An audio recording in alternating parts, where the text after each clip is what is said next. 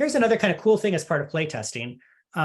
Once we start playtesting, you start realizing, oh, other people might want to be involved in writing the content. And so I wanted to show you that in between thinking of very minimal content and starting to write something in Hive Mechanic might be something like this Google Doc. Okay, I'm going to click on the link. You all can click on this link too. This is one that we worked on with Falls Church.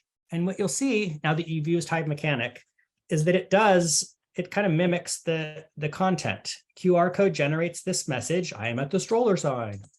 And then we send them to sequence A1. Here's sequence A1. First, we text them, hello there. And then we say, you asked about where a farmer might keep his baby corn. Then we send a separate text immediately, answer, in a corn crib. Ha ha ha, that's the pun, right? Which you see before you in front of the barn. Now let me find a photo for you.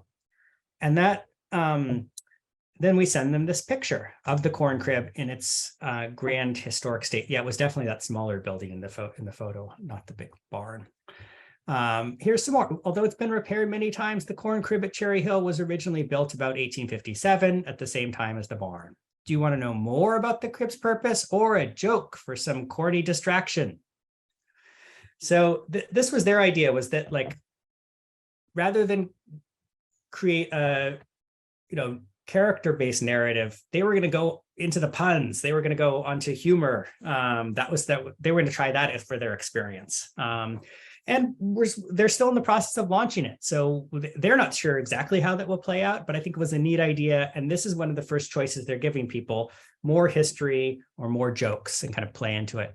If they reply with more, send them to this next one or joke. And then so each sequence we kind of are doing in this table format, because it makes it, here's one little secret reason. It makes it really easy to cut and paste these things into Hive Mechanic. You can just take the text. This is, each card gets this much text, cut and paste. It's also, though, really easy to give feedback. So for example, they had a historical society that really wanted to be part of making the game. And the historical society was never going to get trained on Hive Mechanic. That was way too much for them. But they totally were into leaving comments in this Google Doc and working through things that way. So this is a way to collaborate. You might want to use Google Docs for the collaboration with your community partners, or if you have like a group of people that are writing the dialogue, they might write the dialogue here, ideally after they've tried some version of it. So have them play test it with you and then have them write the content. Why in that order?